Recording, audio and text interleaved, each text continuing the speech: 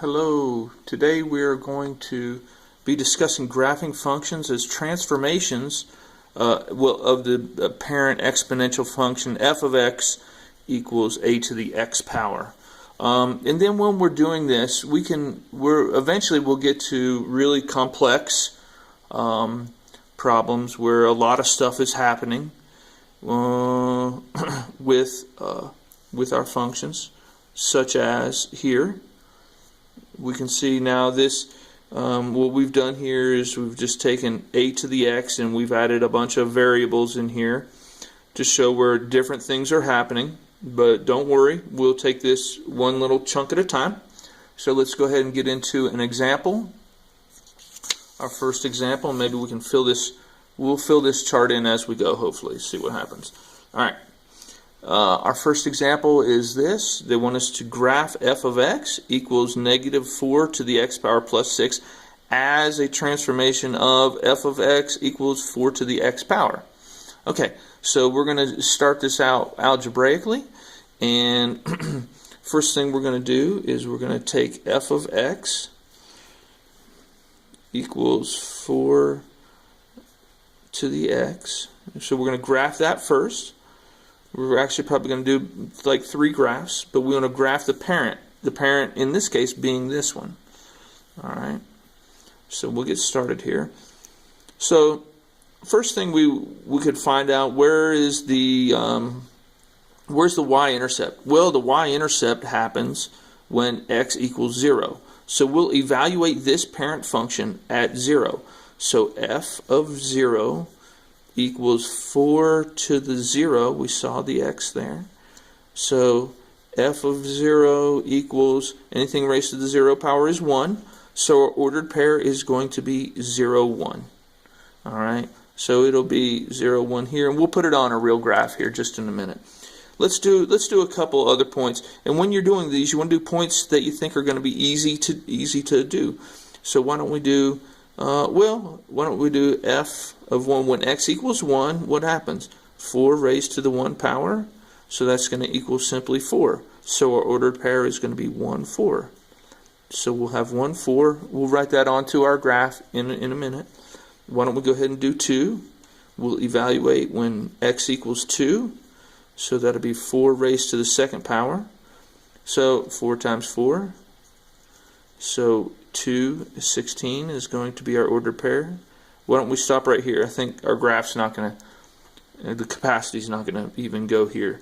So why don't we go backwards a little bit? What about negative? What happens when they're negative? When x is negative 1, what happens? Okay, so now it's going to be 4 to the negative 1 power. 4 to the negative 1 power. So that now we have to put him into the basement. So 4 to the 1, so he becomes positive. So in other words, 1/4. So our ordered pair here is going to be what? Negative 1, 1/4.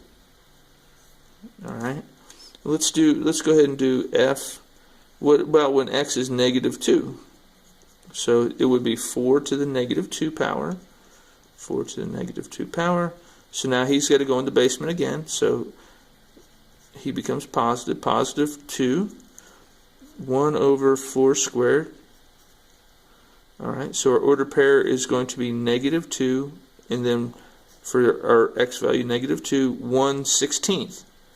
And if we keep going and going, like we found out in the other segment, that this, as we go to the left, this denominator for our y value is going to get, the denominator is going to get larger and larger, so it'll get closer and closer to 0. So let's go ahead and graph this with these points. Okay, so we found out that 0, 1 was a point. So we go to 0, 1. We'll put a dot in. And then 1, 4. 2, 3, 4. 2, 12. 2. So there's 5, 6, 7, 8, 9, 10, 11, 12. It'll be way up here somewhere. It's not even on our chart. Okay. So, but let's go for our negatives here. Negative 1, and it's 1/4, so it's already really small down here. Negative 2 is 1/16, so it's really close. And then it just, as it goes this way, it just gets closer and closer to the axis here. and this is going to serve as the asymptote here. Alright, so we can say that end of the function is going to come like that, and this one's going to go way up here, so we'll draw our curve in the best we can. Touch these dots. Nice looking curve. Get close to the x-axis there. And then we'll put our arrowheads on. Okay, so we got our function drawn in. Now let's do a little something with it. Let's take a look what's going to happen next. So they want us to, we did the parent function here, graphed it. Now, why don't we go ahead and put the negative, we'll forget about the 6 for right now, but why don't we go ahead and put the negative in there. So next we'll graph this, f of x equals negative 4 to the x power. Okay, so what's going to happen now? Well, let's evaluate a couple spots here. Well, eventually we're going to learn that, okay, what's going to happen at 0?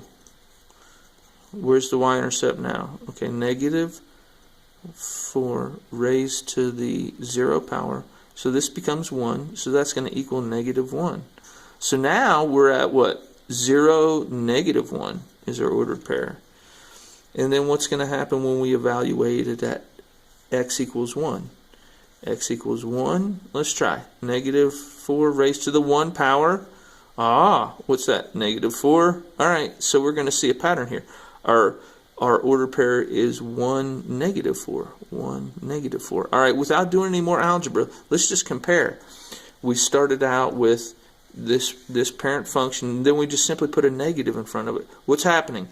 Only the x values are going to stay the same, and only we put a negative in front of the y values. So why don't we go back to our original chart and say this, when it's b here is going to be actually an understood 1, right? But it's negative. So when it's negative, what's going to happen? It's going to reflect. So if b is negative, if negative, what happens? It reflects over x-axis. Reflect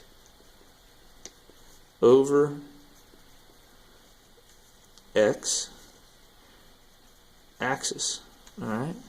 Reflects over the x-axis. And we can put a little cheat note in there.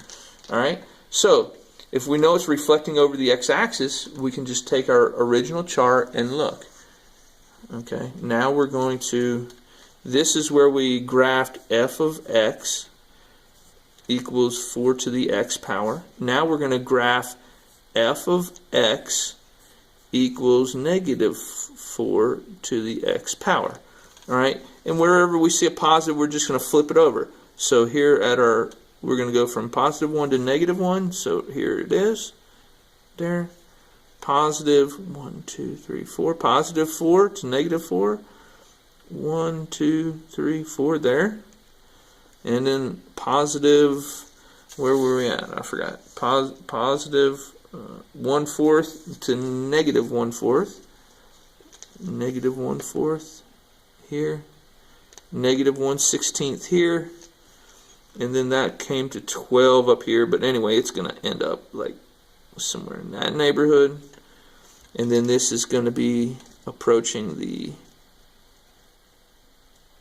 x-axis here. And we can draw our curve in. Nice, like this. Put the arrowheads on. Okay. There we go. Okay, so it just flipped. It just flipped across the x-axis. So the x-axis is still serving as the asymptote here. Still serving. Same thing. Just flipped. Okay, now we're going to do the last thing. They want us to do plus 6. Oh, what's going to happen when they plus 6? Well, we'll go back over to our algebra.